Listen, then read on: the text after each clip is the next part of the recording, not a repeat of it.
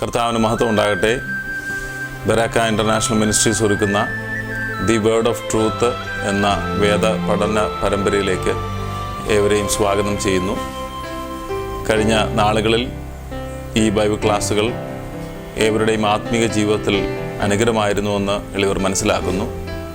തുടർന്നും ഈ പ്രോഗ്രാമുകൾ നിങ്ങളുടെ ആത്മീക ജീവിതത്തിൽ നിത്യതയ്ക്കായി ഒരുങ്ങുന്നതിന് കാരണമായി തീരട്ടെ എന്ന് ഞങ്ങൾ പ്രത്യാശിക്കുന്നു, പ്രാർത്ഥിക്കുന്നു. ബരാക്ക ഇൻ്റർനാഷണൽ മിനിസ്ട്രീസ് കഴിഞ്ഞ നാളുകളിൽ സുവിശേഷീകരണത്തോടുള്ള ബന്ധത്തിൽ വിവിധ നിലകളിൽ പ്രവർത്തിക്കുന്നു. അതിനോടനുബന്ധിച്ച് ദി വേർഡ് ഓഫ് ട്രൂത്ത് എന്ന ഒരു ഉപദേശ പഠന പത്രിക ഞങ്ങൾ പ്രസിദ്ധീകരിച്ചിരിക്കുന്നു. ഇതിൻ്റെ സൗജന്യ വരിക്കാരായി തീരുവാൻ ആഗ്രഹിക്കുന്നവർ ഈ പ്രോഗ്രാമിൽ കാണുന്ന നമ്പറുകളിൽ ഞങ്ങളെ ബന്ധപ്പെടുവാൻ ഞങ്ങൾ ആവശ്യപ്പെടുന്നു. തുടർന്ന് പ്രാർത്ഥനയോടെ ഈ ക്ലാസ്സുകൾ നമുക്ക് ശ്രദ്ധിക്കാം. കർത്താവ് ഏവരെയും അനുഗ്രഹിക്കട്ടെ. കർത്താവിൻ്റെ അതിപരിശുദ്ധമായ തിരുനാമം ഇന്നുമെന്നും എന്നേക്കും എല്ലായിടത്തും മഹത്വപ്പെടുമാറാകട്ടെ. ഞങ്ങളെ ശ്രദ്ധിക്കുന്ന ബഹുമാന്യരായ എല്ലാ പ്രിയ സഹോദരങ്ങൾക്കും യേശുക്രിസ്തുവിൻ്റെ പരിശുദ്ധ തിരുനാമത്തിൽ ഹൃദയപൂർവ്വമായ സ്നേഹവന്ദനങ്ങൾ അറിയിക്കുന്നു. റോമാലേഖനം 12-ാമത്തെ അധ്യായത്തിൽ നിന്ന് നാം ഒരുമിച്ച് ദൈവവചനം ചിന്തിക്കുകയായിരുന്നല്ലോ കഴിഞ്ഞ ദിവസങ്ങളിൽ. തുടർന്ന് അല്പം ചില കാര്യങ്ങൾ നമുക്ക് ചിന്തിക്കാം. 12-ാം അധ്യായത്തിൽ ആദ്യത്തെ 2 വാക്യങ്ങൾ പറഞ്ഞിരിക്കുന്നതിൻ്റെ വിശദീകരണമാണ് തുടർന്നുള്ള ഭാഗത്ത് കാണാൻ കഴിയും, നമുക്ക് മനസ്സിലാക്കാൻ കഴിയും. പ്രിയപ്പെട്ടവരെ, ഓരോ തരം ശുശ്രൂഷ നമുക്കറിയാം. നമുക്ക് ദൈവത്തോടൊരു ബന്ധമുണ്ട്, നമ്മുടെ കൂട്ടുസഹോദരങ്ങളോടും ബന്ധമുണ്ട്. കൂട്ടുസഹോദരങ്ങളോടുള്ള നമ്മുടെ ബന്ധം ദൈവത്തോടുള്ള നമ്മുടെ ബന്ധത്തിൻ്റെ പ്രതിഫലനമായിരിക്കണം. ദൈവത്തെ സ്നേഹിക്കുന്നവൻ സഹോദരനെ സ്നേഹിച്ചിരിക്കും. അതാണ്, കാണപ്പെടാത്ത ദൈവത്തെ സ്നേഹിക്കുന്നവൻ കാണപ്പെടുന്ന സഹോദരനെ എത്രയധികം സ്നേഹിക്കും. അതാണ് നമ്മൾ തിരുവെഴുത്തിൽ തന്നെ വായിക്കുന്നുണ്ടല്ലോ, കാണപ്പെടുന്ന സഹോദരനെ സ്നേഹിക്കാൻ കഴിയാത്തവൻ കാണപ്പെടാത്ത ദൈവത്തെ എങ്ങനെ സ്നേഹിക്കാൻ കഴിയും? തീർച്ചയായിട്ടും അത് ഒരു വിരോധാഭാസമായി പോകും. അതുകൊണ്ട് ദൈവത്തോടുള്ള നമ്മുടെ സ്നേഹം വെളിപ്പെടുന്നത് നമ്മുടെ കൂട്ടു സഹോദരങ്ങളോട് നമ്മുടെ കരുതലും നമ്മുടെ സ്നേഹവും നിമിത്തമാണ്. പ്രിയപ്പെട്ടവരെ, അങ്ങനെ സഹോദരങ്ങളോട് കരുതലിലും സ്നേഹത്തിലും ആത്മീയ തലമാണ് ഒന്നാമത് നിൽക്കേണ്ടത്. നമ്മൾ കൂട്ടുസഹോദരങ്ങളെ കരുതണമെന്നും സ്നേഹിക്കണമെന്നൊക്കെ പറയുമ്പോൾ നമ്മൾ പെട്ടെന്ന് ഭൗമിക വിഷയങ്ങൾ നമ്മൾ പരസ്പരം സഹായിക്കുന്നതൊക്കെയാണ് ആദ്യം മനസ്സിൽ വരുന്നത്. തീർച്ചയായിട്ടും അവിടെയുണ്ട്. അത് പ്രധാനമായിരിക്കുമ്പോൾ തന്നെ അതിനേക്കാൾ പ്രധാനമായിരിക്കുന്നത് ആത്മീയ ശുശ്രൂഷകളാണ്. ഇവിടെ നിങ്ങൾ ശ്രദ്ധിച്ചേ, അപ്പോൾ പ്രവചനം, ശുശ്രൂഷ, ഉപദേശം, പ്രബോധനം ഇത്യാദി കാര്യങ്ങൾ, എന്നാൽ ആത്മീക ശുശ്രൂഷകളാണ് ഏറെ പ്രധാനമായിരിക്കുന്നത്. നമ്മുടെ ഒരു കൂട്ടു സഹോദരൻ അല്ലെങ്കിൽ നമ്മുടെ സമൂഹത്തിലുള്ള ഒരു സഹോദരൻ കഷ്ടമനുഭവിക്കുന്ന വ്യക്തി ഉണ്ടെങ്കിൽ അവൻ്റെ കഷ്ടതയിൽ നമ്മൾ അവനെ സഹായിക്കണം. രോഗിയാണെങ്കിൽ അവന് ചികിത്സയ്ക്കുള്ള സൗകര്യങ്ങൾ നമ്മളാൽ ആവോളം നമ്മൾ ചെയ്തു കൊടുക്കണം. അവൻ ദാരിദ്ര്യത്തിലാണെങ്കിൽ അവൻ്റെ ഉപജീവനത്തിലുള്ള ഉപാധികൾ നമ്മൾ ഒരുക്കുവാൻ നമ്മൾ പങ്കുവയ്ക്കണം. അല്ലാതെ നമുക്ക് ചിലപ്പോൾ കൊടുക്കാൻ കാണുകയില്ല, പക്ഷെ നമ്മൾ പങ്കുവയ്ക്കാൻ തയ്യാറാകണം. അത് കഴിഞ്ഞാൽ പ്രിയപ്പെട്ടവരെ, അതിനേക്കാൾ ആത്മാർത്ഥതയോടുകൂടെ നിത്യജീവൻ്റെ വചനം അവരോട് പറയുന്ന കാര്യത്തിൽ നമ്മൾ ഉത്സുകരായിരിക്കണമെന്ന് ദൈവവചനം നമ്മളെ ഓർമ്മിപ്പിക്കുന്നു. സ്തോത്രം. നോക്കണേ, അപ്പോൾ ഇങ്ങനെ പ്രബോധിപ്പിക്കുന്നുവെങ്കിൽ പ്രബോധനത്തിൽ അവിടെ വരെയാണ് നമ്മൾ ചിന്തിച്ചത്. പ്രബോധനം എന്നുള്ളതിന് പാരാക്കലിയോ എന്നാണ് ഗ്രീക്ക് വാക്ക് എന്നുള്ളത് നമ്മൾ ചിന്തിച്ചു. പാരാക്കലിയോ, പ്രബോധിപ്പിക്കുന്നവനെങ്കിൽ പ്രബോധനത്തിൽ എന്ന് പറയുമ്പോൾ പ്രബോധിപ്പിക്കുന്നവരെന്ന് പറയുന്നത് വാക്കുകൾ കൊണ്ട് പറയുന്ന ശുശ്രൂഷയാണ്, വാക്കുകൾ കൊണ്ട് ചെയ്യുന്ന ശുശ്രൂഷയാണല്ലോ പ്രബോധിപ്പിക്കുന്നത്. അതേസമയം പ്രബോധനം എന്നുള്ളൊരു പാരാക്കലിയോ എന്ന വാക്കിന് എൻകറേജിങ് എന്നുള്ള അർത്ഥമുണ്ട്. അല്ലെങ്കിൽ പ്രോത്സാഹിപ്പിക്കുക, ഉറപ്പിക്കുക, സ്ഥിരപ്പെടുത്തുക, ആശ്വസിപ്പിക്കുക, ഒരുവനെ വാക്കുകൊണ്ട് താങ്ങുക. പ്രിയപ്പെട്ട, നമുക്കറിയാമല്ലോ, തളർന്നിരിക്കുന്നവനെ വാക്കുകൊണ്ട് താങ്ങേണ്ടതിന് ദൈവം എനിക്ക് ശിഷ്യന്മാരുടെ നാവ് തന്നിരിക്കുന്നു എന്ന് പറഞ്ഞ പോലെ തളർന്നിരിക്കുന്നവനെ ഒരു വാക്കുകൊണ്ട്, ഒരു വാക്ക് മതി ഒരു തളർന്നിരിക്കുന്ന ഒരു ചൈതന്യം ഉണ്ടാകുവാൻ. ചിലപ്പോഴൊക്കെ ജീവിതത്തിൽ നിരാശ നിമിത്തം പോയി ആത്മഹത്യ ചെയ്തു എന്നൊക്കെ പറയുന്ന കേൾക്കുമ്പോൾ എനിക്ക് വലിയ കുറ്റബോധം തോന്നാറുണ്ട്. എൻ്റെ കൂട്ടു സഹോദരൻ എന്നെപ്പോലെ ഈ ഒരു പാത്രത്തിൽ നിന്ന് ഭക്ഷിച്ചിരുന്നവൻ, ഈ ഒരേ വായുമണ്ഡലത്തിൽ ശ്വസിച്ചിരുന്ന എൻ്റെ എൻ്റെ സഹോദരൻ അല്ലെങ്കിൽ എൻ്റെ സഹോദരി, അദ്ദേഹം ഇത്ര നിരാശയിലായിട്ട് എനിക്ക് ആ വ്യക്തിയെ സന്ധിക്കുവാനോ ഒരു വാക്കുകൊണ്ട് അവനെ ഒന്ന് പ്രോത്സാഹിപ്പിക്കുവാനോ, ഈ അറ്റകൈ നിരാശയുടെ അങ്ങേ അറ്റത്തെ പ്രയോഗമല്ലേ ആത്മഹത്യ, അതിൽ നിന്ന് അവനെ പിന്തിരിപ്പിക്കാനോ കഴിഞ്ഞില്ലല്ലോ എന്നുള്ളത് ഓർക്കുമ്പോൾ ചിലപ്പോൾ എനിക്ക് വലിയ കുറ്റബോധം തന്നെ തോന്നാറുണ്ട്. എൻ്റെ പരിചയത്തിൽപ്പെട്ട എൻ്റെ ആ സർക്കിളിൽപ്പെട്ട ആരെങ്കിലും അങ്ങനെ ജീവിതത്തിൽ നിരാശപ്പെടുന്നവരായിട്ടുണ്ടെങ്കിൽ അവിടെ ജാതിയോ മതമോ ഇതൊന്നും ഞാൻ നോക്കാറില്ല. ഞാൻ അവരെ ഉത്സാഹിപ്പിക്കുവാനായിട്ട് ഞാൻ ഉത്സാഹിക്കാറുണ്ട്. സ്തോത്രം. അപ്പോൾ അതാണ് പ്രബോധിപ്പിക്കുന്നുണ്ടെങ്കിൽ പ്രബോധനത്തിൽ നമ്മൾ ഒരുവനെ ഇടിച്ചു താഴ്ത്തുന്ന വാക്കുകൾ പറയരുത്. അവൻ മുൻപോട്ട് പോയിക്കൊണ്ടിരിക്കുന്ന തെറ്റായ വഴികൾ അവനെ പ്രോത്സാഹിപ്പിക്കുകയല്ല, ദൈവ വഴിയിലേക്ക് തിരിയുവാൻ അവനെ ഉത്സാഹിപ്പിക്കുകയും അവനെ എൻകറേജ് ചെയ്യുകയും അവനെ ധൈര്യപ്പെടുത്തുകയും ചെയ്യണം. ഞാൻ പറഞ്ഞല്ലോ, കഴിഞ്ഞ ദിവസം ഞാൻ പറഞ്ഞു നിർത്തിയ ഭാഗം അതായിരുന്നല്ലോ. അതായത് ഈ പ്രത്യേക സാഹചര്യത്തിൽ മനുഷ്യൻ നിരാശപ്പെടാൻ സാധ്യതയുള്ള സാഹചര്യമാണ്. ഈ നിരാശപ്പെടാൻ സാധ്യതയുള്ള ഈ പാൻഡമിക്കിൻ്റെ ഈ മഹാമാരിയുടെ ഈ സാഹചര്യത്തിൽ നമ്മൾ അന്യോന്യം ധൈര്യപ്പെടുത്തുന്നവരാകണം. പ്രിയപ്പെട്ടവരെ, നമുക്കിവിടെ പ്രതീക്ഷയ്ക്ക് വകയുണ്ട്, വളരെ പ്രതീക്ഷയ്ക്ക് വകയുണ്ട്. നമ്മുടെ അധികാരികൾ ഇത്രയൊക്കെ കാര്യങ്ങൾ ഇവിടെ ചെയ്യുന്നുണ്ട്. നമ്മൾ കൊടുക്കുന്ന ടാക്സിൻ്റെ ഒരു ചെറിയ ഒരു ഭാഗമെങ്കിലും നമുക്ക് അതിൻ്റെ ഗുണം അനുഭവിക്കത്തക്കതുപോലെ അവർ പല കാര്യങ്ങൾ ഇവിടെ നമുക്ക് വേണ്ടി ചെയ്യുന്നുണ്ട്. അതിനേക്കാളെല്ലാം ഉപരിയായി നമ്മെ കരുതുന്ന ഒരു ദൈവമുണ്ട്. നമ്മുടെ ജീവനവിശ്വാസം അവിടുത്തെ തൃക്കൈകളിലാണ്. പ്രിയമുള്ളവരെ, ഇന്നല്ലെങ്കിൽ നാളെ ഓരോരുത്തരും മരിക്കണം. ഇവിടെ ചിരഞ്ജീവികളായിട്ട് ആരും നിൽക്കയില്ല. ഇന്നല്ലെങ്കിൽ നാളെ എല്ലാവരും മരണം വഴിയായി ഇവിടെ നിന്ന് കടന്നു പോകും. ചിലപ്പോൾ ചില ദിവസങ്ങൾ നേരത്തെ, നമ്മൾ പ്രതീക്ഷിച്ചതിനേക്കാൾ നേരത്തെ, പക്ഷേ അത് ദൈവം നിയമിച്ചതുമാണ്. നമ്മൾ പ്രതീക്ഷിച്ചത് കുറേ കൂടെ കാലം ദീർഘിക്കുമെന്നാണ്, പക്ഷേ ദൈവം നിയമിച്ചത് അതിനേക്കാൾ മുമ്പിലുള്ള ഒരു കാലമായിരുന്നു, അതിനേക്കാൾ നേരത്തെയുള്ള ഒരു ടൈം പോയിൻ്റ് ആയിരുന്നിരിക്കും. അപ്പോൾ ദൈവം നിയമിച്ച ആ കാലത്ത് ഇവിടെ നിന്ന് തിരോധാനം ചെയ്യുന്നു, പോകേണ്ടിടത്തേക്ക് അല്പം നേരത്തെ പോകുന്നു എന്ന് മാത്രമേ നമ്മൾ മരണത്തെക്കുറിച്ച് ചിന്തിക്കേണ്ടതുള്ളൂ. അത് ഏറ്റവും വലിയ നിരാശ ഉളവാക്കുന്ന ഒരു സാഹചര്യം നമ്മുടെ ചിന്തയിൽ ഉളവാക്കരുത്. നിത്യജീവനായി ഒരുങ്ങുന്ന, കാലത്തിൽ നിന്ന് നിത്യത്തിലേക്ക് കടക്കുന്ന ഒരു അനുഭവമാണ്. വിട്ടുപിരിഞ്ഞ് ക്രിസ്തുവിനോടുകൂടി ഇരിക്കുന്ന ഒരു അനുഭവമാണ്. അത് അത്യുത്തമമായ ഒരു അനുഭവമാണ്. സ്തോത്രം. പ്രിയപ്പെട്ടവരെ, കഷ്ട നിറഞ്ഞ ലോകത്തിൽ നിന്നും ഇമ്പങ്ങളുടെ പറുദീസായിലേക്ക് ചേർക്കപ്പെടുന്ന ഒരു അനുഭവമാണ്. അങ്ങനെയുള്ള ചിന്ത നമ്മുടെ മനസ്സിൽ വന്നു കഴിയുമ്പോൾ എൻ്റെ പ്രിയപ്പെട്ടവർ, നമുക്കൊരു ഉത്സാഹമുണ്ടാകും. നമ്മൾ നിരാശപ്പെടുകയില്ല. നമ്മൾ സ്വയസഹതാപത്തിൻ്റെ കണ്ണുനീരായിരിക്കുകയില്ല. ആശ്രയബോധത്തിൻ്റെയും ദൈവത്തോടുള്ള നന്ദിയുടെയും സ്നേഹത്തിൻ്റെയും കണ്ണുനീരായിരിക്കും പ്രാർത്ഥന നമ്മൾ ദൈവസന്നിധിയിൽ അർപ്പിക്കുന്നത്. അതാണ് പ്രബോധിപ്പിക്കുന്നവൻ, ദൈവവചനം പറയുന്നവൻ, ഉത്സാഹിപ്പിക്കുന്ന ഒരു സ്ഥിതി, ആത്മീയകാര്യങ്ങളിൽ അവനെ പ്രചോദിപ്പിക്കുന്ന ഒരു നിലയിൽ വേണം അത് ശുശ്രൂഷിക്കുവാൻ. അതാണ് പ്രബോധിപ്പിക്കുന്നവൻ.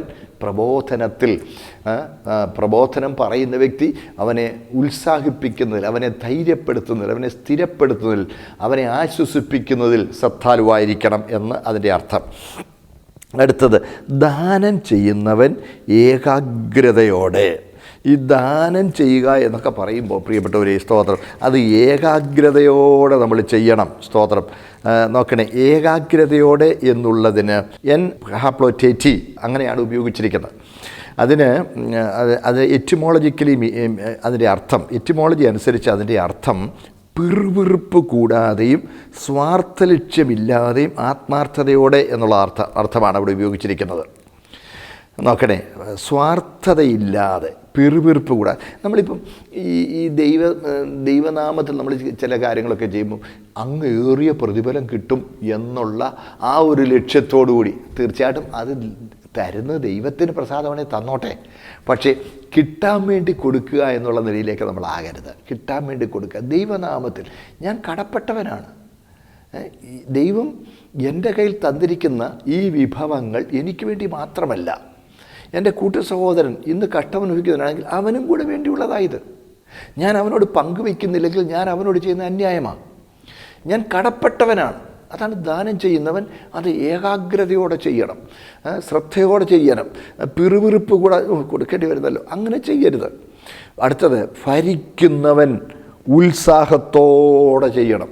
ഭരിക്കുന്നവൻ ഉത്സാഹത്തോടെ. പ്രിയമുള്ളവരെ, ഈ ഗ്രീക്ക് വാക്കൊക്കെ ചിലപ്പോൾ വലിയ പരിചയമില്ലാത്തതാണെങ്കിലും പറയുന്നത് എന്തുകൊണ്ടാണെന്ന് ചോദിച്ചാൽ, നമുക്കറിയാമല്ലോ ഗ്രീക്കിൽ മൂലകൃതിയിലുള്ള ആ വാക്കാണ് പരിശുദ്ധാത്മാവ് പ്രത്യേകം നിയോഗിച്ചു കൊടുത്ത വാക്ക്. അതാണ് അക്ഷരപ്രകാരമുള്ള ദൈവവിശ്വാസ്യത. ആ വാക്ക് ഉപയോഗിക്കുവാൻ പരിശുദ്ധാത്മാവ് ആ വ്യക്തി അല്ലെങ്കിൽ എഴുത്തുകാരനെ ഉത്സാഹിപ്പിക്കുകയായിരുന്നു, ആ എഴുത്തുകാരനെ ഉപയോഗിക്കുകയായിരുന്നു. അപ്പോൾ ആ വാക്ക് ശരിക്കും അർത്ഥപൂർണമായ വാക്കാണ്. അപ്പോൾ ഒരു വാക്യത്തിൽ ഒരു പ്രത്യേക വാക്ക് ഉപയോഗിച്ചിട്ടുണ്ടെങ്കിൽ ആ വാക്കിൻ്റെ ഒറിജിനൽ മീനിങ് എന്ന് പറയുന്നത് പരിശുദ്ധാത്മാവ് നമ്മളെ പഠിപ്പിക്കാൻ ഉദ്ദേശിക്കുന്ന ആ പ്രബോധനം ഉൾക്കൊള്ളുന്ന വാക്കായിരിക്കും. അതുകൊണ്ടാണ് നമുക്ക് വലിയ പരിചയമില്ലാത്ത ഭാഷയാണെങ്കിൽ നമ്മൾ ആ മൂലകൃതിയിലെ ആ വാക്ക് പറഞ്ഞ് അതിന് യഥാർത്ഥമായുള്ള അർത്ഥം എന്താണെന്നുള്ളത് പറയുമ്പോൾ പരിശുദ്ധാത്മാവ് ആ വാക്യത്തിലൂടെ ഉദ്ദേശിക്കുന്ന അർത്ഥം നമുക്ക് ഉൾക്കൊള്ളുവാൻ കഴിയും, ഗ്രഹിക്കുവാൻ കഴിയും. അതുകൊണ്ടാണ്. അപ്പോൾ നോക്കണേ, ദാനം ചെയ്യുന്നവൻ ഏകാഗ്രതയോടെ നോക്കണേ, പിറുപിറുപ്പില്ലാതെ, സ്വാർത്ഥമായ ലക്ഷ്യമില്ലാതെ, ആത്മാർത്ഥതയോടെ, ഇതെൻ്റെ കടമയാണ്, അല്ലാതെ ഞാൻ ചെയ്യുന്ന വലിയൊരു ഔദാര്യമാണെന്നല്ല. സ്തോത്രം. പലപ്പോഴും കൂട്ടസഹോദരങ്ങളെ സഹായിക്കാനൊരു അവസരം കിട്ടുമ്പോൾ തല ഞെളിഞ്ചു പിടിച്ചോണ്ട് ഞാൻ തരുക എന്നുള്ള ഭാവം ഒരിക്കലും ഉണ്ടാകരുത്. പങ്കുവയ്ക്കലായിരിക്കണം. കൊടുക്കുന്നവൻ പങ്കുവയ്ക്കലെന്ന മനോഭാവത്തോടെ, താൻ അതിന് കടപ്പെട്ടവനാണ്, കൊടുക്കാൻ ഞാൻ കടപ്പെട്ടവനാണ്. ദൈവം എൻ്റെ കയ്യിൽ തന്ന് ഞാൻ കൊടുക്കാനാണ് തന്നത്, അല്ല എനിക്ക് തന്നെ ഭക്ഷിപ്പാനല്ല. കൊടുക്കുന്നില്ലെങ്കിൽ അതെൻ്റെ കയ്യിൽ നിന്ന് റോട്ട് ചെയ്തു പോകും. നോക്കണേ, അത് ചീഞ്ഞു പോകും. അതുകൊണ്ട് ഞാൻ പങ്കുവയ്ക്കുന്നത് എൻ്റെ കടപ്പാടാണ്, അതെൻ്റെ കടമയാണ് എന്നുള്ള ബോധ്യത്തോടെ, അതാണ് ഏകാഗ്രതയോടെ ചെയ്യണം. സ്വാർത്ഥമായ ലക്ഷ്യം ഉണ്ടാകാൻ പാടില്ല. പ്രിയപ്പെട്ടവരെ, സ്തോത്രം. അതുപോലെ ഭരിക്കുന്നവൻ ഉത്സാഹത്തോടെ, ഞാൻ എൻ്റെ ചില വാക്കുകൾ പറഞ്ഞതാണ്. ഭരിക്കുന്നവൻ എന്നൊക്കെ പറയുമ്പോൾ അതിന് ഉപയോഗിച്ചിരിക്കുന്ന പ്രത്യേക വാക്ക് പ്രോയിസ്റ്റേമി എന്ന വാക്കാണ് ഉപയോഗിച്ചിരിക്കുന്നത്. ഗ്രീക്കിലെ വാക്ക് പ്രോയിസ്റ്റേമി എന്ന വാക്കിന് കെയർ ഫോർ, കരുതുക എന്ന അർത്ഥം. അല്ലാതെ ഒരു ഭരണകർത്താവിൻ്റെ അധികാരം ഉപയോഗിച്ചുള്ള ഭരണമല്ല. പ്രോയിസ്റ്റേമി എന്ന് പറഞ്ഞാൽ കെയർ ഫോർ. സഭയിലെ ശുശ്രൂഷകന്മാർ സഭയെ ഭരിക്കുക എന്ന് പറയുമ്പോൾ അവരെ കരുതുന്നവരാണ്. ഇടയൻ ആടുകളെ കരുതുന്നത് പോലെ. അതിനിടയ്ക്ക് ചിലപ്പം ഒരു കൊച്ച് കുരുത്തക്കേട് കാണിക്കുന്നതിന് ഒരു കൊച്ചടി കൊടുത്തൊന്നും വരും. പക്ഷേ അത് അധികാരത്തിൻ്റെതല്ല, അത് സ്നേഹത്തിൻ്റെ ഇടപെടലാണ്. അത് ബാലശിക്ഷ എന്ന് പറഞ്ഞാൽ അപ്പൻ്റെ സ്നേഹത്തിൻ്റെ ഇടപെടലാണ്, മൂത്ത സഹോദരൻ്റെ വാത്സല്യത്തോടുകൂടിയുള്ള ഇടപെടലാണ്, തിരുത്തലാണ്. അതിനോട് ചെറുക്കരുത്, അതിന് വിധേയപ്പെട്ടെങ്കിലേ അതുകൊണ്ടുള്ള പ്രയോജനം നമുക്ക് ലഭിക്കുകയുള്ളൂ. അതാണ് ഭരിക്കുന്നവൻ ഉത്സാഹത്തോടെ വേണം ഭരിക്കേണ്ടത്. അത് നമുക്കറിയാമല്ലോ. 1 തിമോത്തി 3:4 വാക്യത്തിലും 12 വാക്യത്തിലും ഒക്കെ, 5 അധ്യായത്തിൻ്റെ 12 വാക്യത്തിലും ഒക്കെ നമ്മൾ കാണുന്നൊരു വാക്ക് കുടുംബത്തെ ഭരിക്കുന്നവനെന്ന് പറയും. അപ്പോൾ കുടുംബത്തെ ഭരിക്കുന്നവനെന്ന് പറഞ്ഞു കഴിഞ്ഞാൽ വലിയൊരു ചൂരിൽ എടുത്തുകൊണ്ട് രാവിലെ അധികാരം കാണിക്കാത്തല്ല, കരുതുകയാണ്, കെയർ ഫോർ. ദൈവസഭയിലെ കുടുംബത്തിലെ മൂത്ത സഹോദരൻ എന്നുള്ള നിലയിലാണ് അവിടെയുള്ള അവരിലെ മൂത്ത സഹോദരൻ എന്നുള്ള നിലയിലാണ് ഒരു ശുശ്രൂഷകൻ സഭയെ കരുതിപ്പോകേണ്ടത്, സഭയെ വാത്സല്യത്തോടെ കരുതേണ്ടത്. അതാണ് ഭരിക്കുന്നവൻ ഏകാഗ്രതയോടെ വേണം. പിന്നെ അടുത്തത് കരുണ ചെയ്യുന്നവൻ പ്രസന്നതയോടെ. അടുത്ത സ്നേഹം നിർവ്യാജമായിരിക്കട്ടെ. നമുക്ക് കൊരിന്ത്യർ പൗലോസ് അനുവർത്തിച്ചിരിക്കുന്ന അതേ ഓർഡർ, അതിൻ്റെ ക്രമം ഇവിടെയും നമുക്ക് കാണാൻ കഴിയും. നമുക്കറിയാമല്ലോ, കൃപാവരങ്ങളെക്കുറിച്ച് 1 കൊരിന്ത്യർ 12 അധ്യായത്തിൽ പറഞ്ഞിട്ട് 13 അധ്യായത്തിൽ സ്നേഹത്തെക്കുറിച്ച് പറഞ്ഞിരിക്കുക. ഇതുപോലെ ഇവിടെ കൃപാവരങ്ങളെക്കുറിച്ച് പറഞ്ഞിട്ട് തൊട്ടുടനെ സ്നേഹത്തിലേക്ക് കിടക്കുകയാണ്. ഏത് കൃപാവരം ഉണ്ടെങ്കിലും അതിനെല്ലാം മൂല്യം നൽകുന്നത് സ്നേഹത്തിൻ്റെ ബന്ധമാണ്. അല്ല നമ്മൾ കൃപാവരങ്ങളെ ശുശ്രൂഷ ചെയ്ത് ഭരിക്കുന്നു, പ്രബോധിപ്പിക്കുന്നു, ദാനം ചെയ്യുന്നു, ഇതിനൊക്കെ സ്നേഹം കൊണ്ട് ചെയ്യുന്നില്ലെങ്കിൽ അതിനോട്ട് ഒരു പ്രയോജനമില്ല. സോറില്ല, അതാ കണ്ടില്ലേ? നോക്കണേ, സ്തോത്രം. പ്രസന്നതയുടെ ആകട്ടെ, സ്തോത്രം. സ്നേഹം നിർവ്യാജം ആയിരിക്കട്ടെ. സ്നേഹം നിർവ്യാജമായിരിക്കട്ടെ. നമുക്കറിയാം, ഈ 11 അധ്യായം വരെ പൗലോസ്ലീഹ ദൈവത്തിന് നമ്മളോടുള്ള സ്നേഹത്തെക്കുറിച്ചാണ് പ്രത്യേകം പറഞ്ഞത്. 5 അധ്യായം നമ്മൾ കാണുന്നല്ലോ, ക്രിസ്തുവോ നാം പാപികളായിരിക്കുമ്പോൾ നമുക്ക് വേണ്ടി മരിക്കാൻ ദൈവം നൽകി നമ്മുടെ സ്നേഹത്തെ പ്രദർശിപ്പിക്കുന്നു. ശത്രുക്കളായിരിക്കുമ്പോൾ തന്നെ നമുക്ക് അവൻ്റെ പുത്രൻ്റെ രക്തത്താൽ അവൻ്റെ ദൈവത്തോട് നിരപ്പ് വന്നു.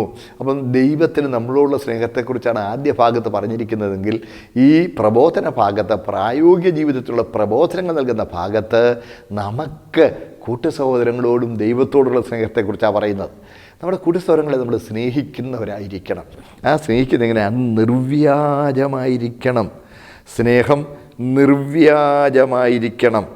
കണ്ടില്ലേ? എന്ന് പറഞ്ഞാൽ നിർവ്യാജം എന്ന് പറഞ്ഞാൽ അഭിനയമായിരിക്കരുത്. അഗാപ്പേ, ദൈവത്തിന് നമ്മളോട് സ്നേഹത്തെക്കുറിച്ചാണ് അതുവരെ ഞാൻ പറഞ്ഞ അഗാപ്പേ, അതാണ് അതുവരെ പറഞ്ഞത്. ഇവിടെ പറയുന്ന ഫിലാഡൽഫിയ എന്നുള്ള വാക്കാണ്. ഫിലാഡൽഫിയ, സഹോദരപ്രീതി. അതാണ് സഹോദരപ്രീതിയിൽ അന്യോന്യം സ്ഥായിപ്പുണ്ട്. അതാ ഫിലാഡൽഫിയ. സ്നേഹം നിർവ്യാജം ആയിരിക്കണം. നിർവ്യാജം എന്നുള്ളതിന് ഉപയോഗിച്ചിരിക്കുന്ന ഗ്രീക്ക് പദം അനിഹിപ്പോക്രിറ്റേസ് എന്നുള്ള പദമാണ്. നമുക്കറിയാം ഹിപ്പോക്രിറ്റ് എന്നുള്ള വാക്ക് നമുക്കറിയാം, ഇംഗ്ലീഷിലെ വാക്കാണല്ലോ. ഹിപ്പോക്രിറ്റ് എന്ന് പറഞ്ഞാൽ കപടക്കാരൻ, അഭിനയിക്കുന്നവരെന്ന്, കപടഭാവമെന്ന്. അനിഹിപ്പോക്രിറ്റേസ് എന്ന് പറഞ്ഞാൽ കപടഭാവമില്ലാത്തത്. ഹിപ്പോക്രിറ്റേസ് എന്ന് പറഞ്ഞാൽ അത് നാടക നടന്മാരെ അല്ലെങ്കിൽ സിനിമയിൽ അഭിനയിക്കുന്നവരെ സൂചിപ്പിക്കാൻ ഉപയോഗിക്കുന്നത് ഹിപ്പോക്രിറ്റേസ് എന്ന വാക്ക്. അനിഹിപ്പോക്രിറ്റേസ് എന്ന് പറഞ്ഞാൽ അങ്ങനെ ഒരു അഭിനയവും ഇല്ലാത്തത്. സഹോദരാ, ഞാൻ നിന്നെ സ്നേഹിക്കുന്നു എന്ന് പറയുമ്പോൾ അത് ഹൃദയത്തിൽ നിന്നായിരിക്കണം, തലയിൽ നിന്ന് ബുദ്ധിപൂർവമായി പറയുന്ന ഒരു വാക്കായിരിക്കരുത്.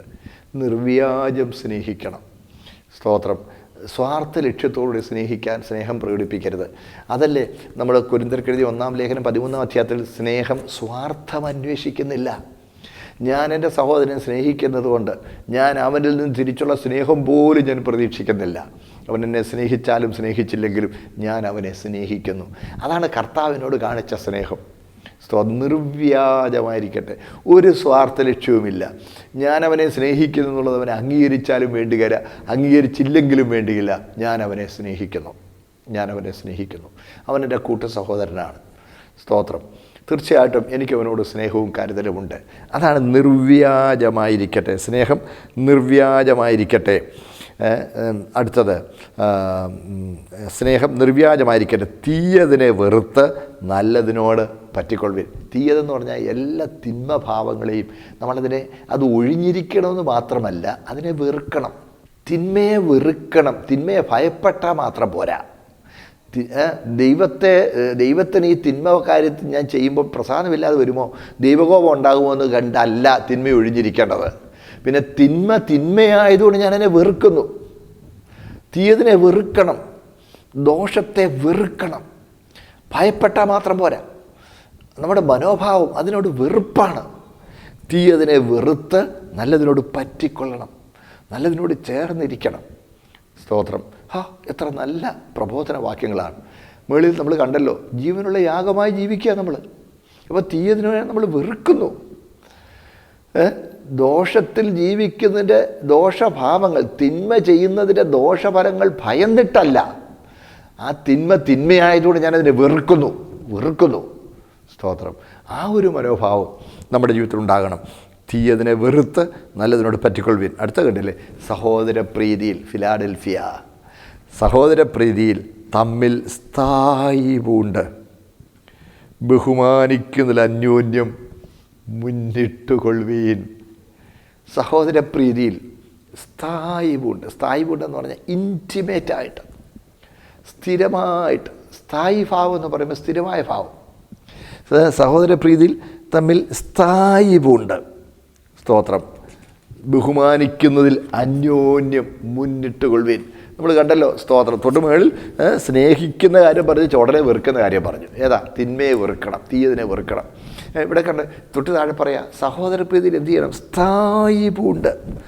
ശത്രുവിനെ പോലും സ്നേഹിക്കുന്ന ഒരു ഒരു ഒരു ഒരു ഒരു ഒരു മനോഭാവമാണ് ദൈവം നമ്മളിൽ നിന്ന് ആഗ്രഹിക്കുന്നത്. സ്തോത്രം. പ്രിയപ്പെട്ടവരെ, അവിടെയുള്ള ഗ്രീക്ക് പദങ്ങളൊന്നും പറഞ്ഞ് ഞാൻ വിശദീകരിക്കാൻ ആഗ്രഹിക്കുന്നില്ല. നമുക്ക് കാര്യങ്ങളെ അറിയാമല്ലോ. സ്തോത്രം. അതുകൊണ്ട് പ്രിയപ്പെട്ടവരെ, നമ്മുടെ മനോഭാവത്തിൽ മാറ്റം വരണം. തീയതിനോടുള്ള വെറുപ്പ് നമുക്കുണ്ടാകണം. സഹോദരപ്രീതിയിൽ സ്ഥായിപ്പുണ്ട്. അത് ഇന്ന് സ്നേഹിച്ചു നാളെ സ്നേഹിക്കുന്നില്ലെന്നല്ല, നമുക്ക് സ്ഥിരമായൊരു ബന്ധമാണ്. അവന് ചിലപ്പോൾ അവൻ എന്നോടുള്ള പെരുമാറ്റത്തിൽ മാറ്റം വന്നാലും എനിക്ക് അവനോടുള്ള മനോഭാവത്തിൽ മാറ്റം വരുന്നില്ല. ആ ഒരു നിലവാരം വേണം.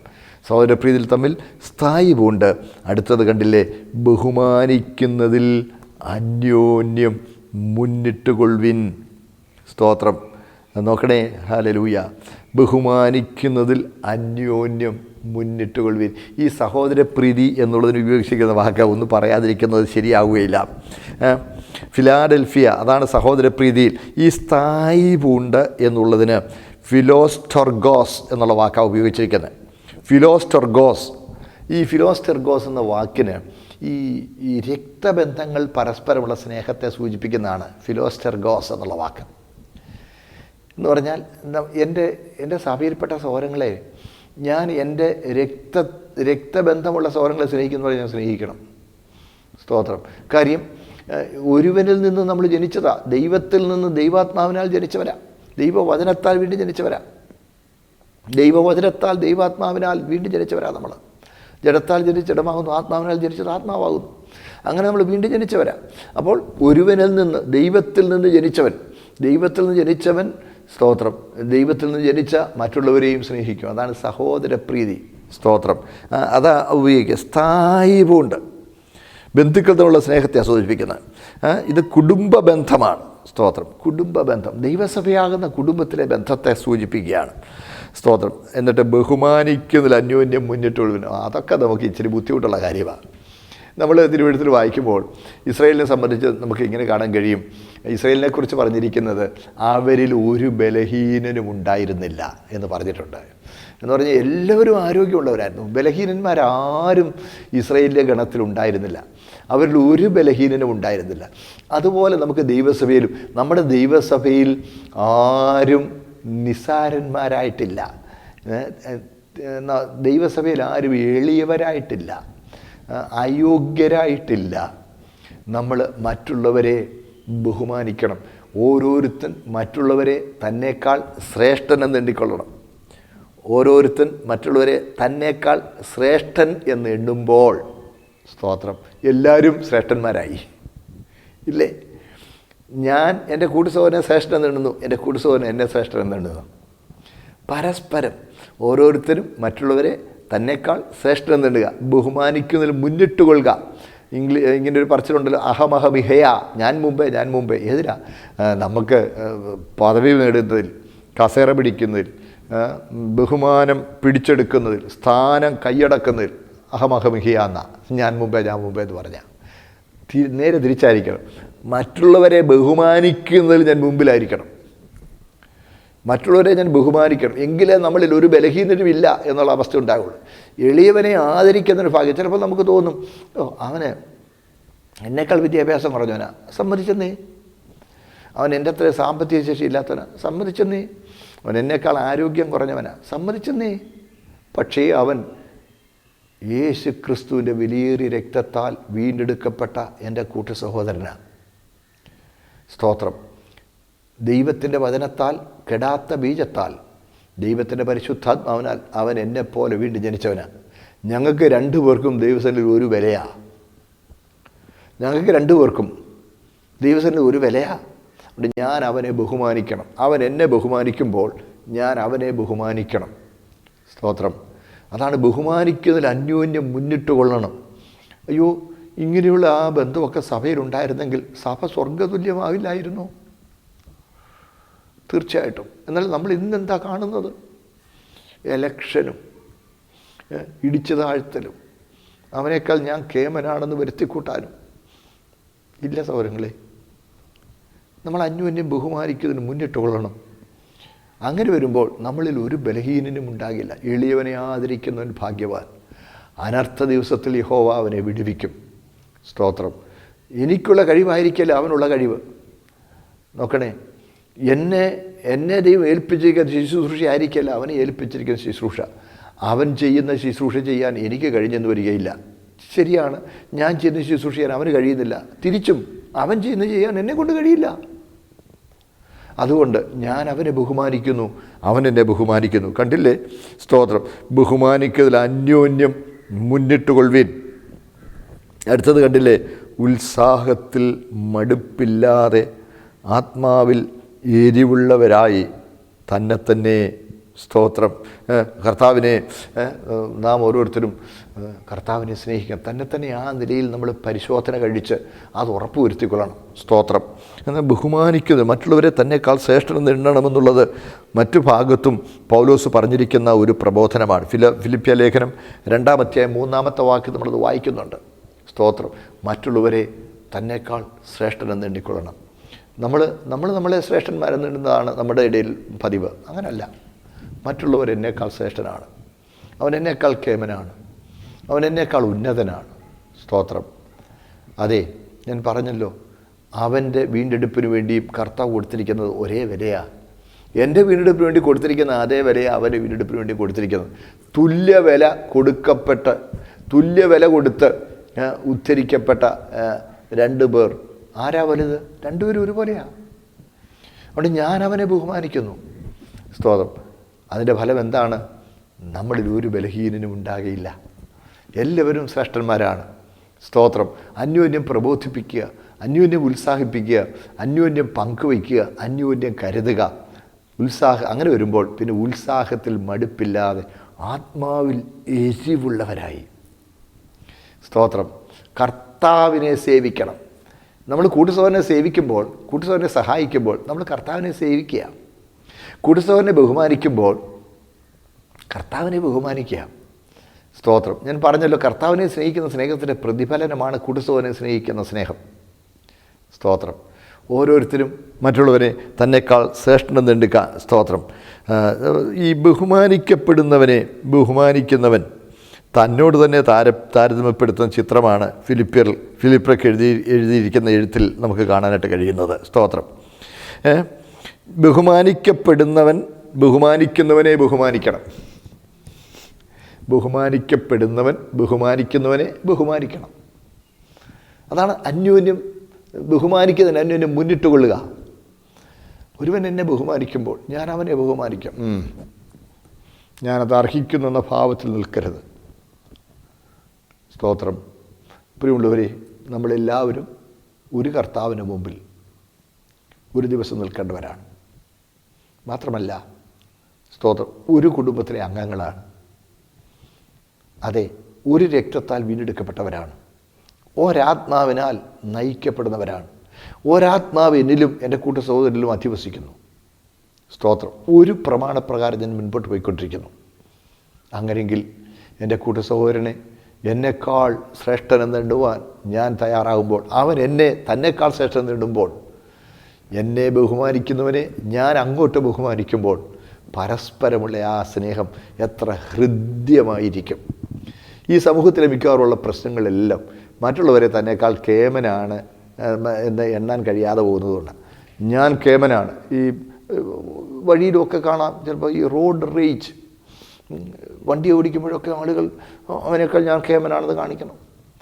പ്രിയപ്പെട്ടവരെ, ഓരോ കാര്യത്തിൽ അവനേക്കാൾ ഞാൻ കേമനാണെന്ന് കാണിക്കണം. ഒരു കോമ്പറ്റീറ്റീവ് സ്പിരിറ്റ് അതങ്ങോട്ട് കൂടിയിട്ട് മറ്റുള്ളവരെക്കാൾ ഞാൻ കേമനാണെന്ന് കാണിക്കാനുള്ള ത്വരയാണ്, അതിനുള്ള വ്യഗ്രതയാണ്.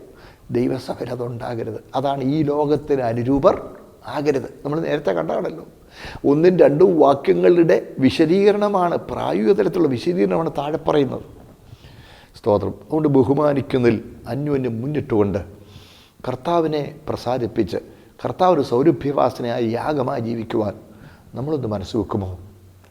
അങ്ങനെയെങ്കിൽ ദൈവം നമ്മളിൽ പ്രസാദിക്കും. പ്രത്യേകിച്ച് ഈ പ്രതിസന്ധിയുടെ ഘട്ടത്തിൽ അന്യോന്യം ബഹുമാനിച്ചും അന്യോന്യം കരുതിയും, സ്തോത്രം, ഒരുവൻ പ്രാർത്ഥിച്ചും, സ്തോത്രം, പങ്കുവയ്ക്കേണ്ടവ പങ്കുവെച്ചും കരുതി, സ്തോത്രം, നമുക്ക് മുൻപോട്ട് കർത്താവിൻ്റെ മഹത്വത്തിനായി ജീവിപ്പാൻ ദൈവം നമുക്ക് കൃപ നൽകട്ടെ. പ്രാർത്ഥിക്കാം. ഞങ്ങളുടെ സ്വർഗീയ പിതാവേ, കർത്താവേ, ഈ ലോകത്തിന് അനുരൂപരാകാതിരിക്കാൻ തിരുമേനി ഞങ്ങളെ പ്രബോധിപ്പിച്ചിട്ടുണ്ട്. അതിനുള്ള പ്രായോഗികമായ പ്രബോധനങ്ങൾ ഞങ്ങൾക്ക് നൽകിയിട്ടുള്ളതിനാൽ സ്തോത്രം ചെയ്യുന്നു. കർത്താവേ, ഓരോരുത്തൻ മറ്റുള്ളവരെ തന്നെക്കാൾ ശ്രേഷ്ഠം നേടുന്നത് സ്വാഭാവികമായി ഞങ്ങൾക്ക് ബുദ്ധിമുട്ടുള്ള കാര്യമാണ്. ഞങ്ങൾ പലപ്പോഴും ഞങ്ങളുടെ മേന്മയെക്കുറിച്ച് മാത്രം ചിന്തിക്കുന്നവരാണ്. ഞങ്ങൾ എത്ര കേമന്മാരാണെന്ന് ഞങ്ങൾ ചിന്തിച്ച് ഭോഷന്മാരാകുന്നവരാണ്. ഞങ്ങളോട് പൊറുക്കണം കർത്താവേ. ഞങ്ങളെപ്പോലെ തന്നെ അതേ രക്തത്താൽ വീണ്ടെടുക്കപ്പെട്ട കൂട്ടു സഹോദരനെ ഞങ്ങളെക്കാൾ ശ്രേഷ്ഠമെന്ന് കരുതുവാനുള്ള ദൈവകൃപ തരണം കർത്താവേ. അങ്ങനെ ലോകത്തിൽ ഞാൻ മുമ്പേ എന്ന് പറയുന്നതിനേക്കാൾ കർത്താവെ ആ ചിന്താഗതിയിലേക്ക് ഞങ്ങൾ അധപ്പതിക്കാതെ സ്തോത്രം എളിയവരോട് ചേരുന്ന മറ്റുള്ളവരെ തന്നെക്കാൾ ശ്രേഷ്ഠം നേടുന്ന ആ മനോഭാവം അടിയൻ്റെ പ്രിയമുള്ള എല്ലാവർക്കും നൽകണമേ. അങ്ങനെ ദൈവപ്രസാദമുള്ളവരായി ജീവിപ്പാൻ, ദൈവത്തിന് സൗരഭ്യവാസനയായ യാഗമായി സമർപ്പിക്കപ്പെട്ടവരായി ജീവിക്കുവാൻ കൃപ നൽകണം. യേശു ക്രിസ്തുവിൻ്റെ പരിശുദ്ധ നാമത്തിൽ തന്നെ പ്രിയ പിതാവേ, ആമേൻ.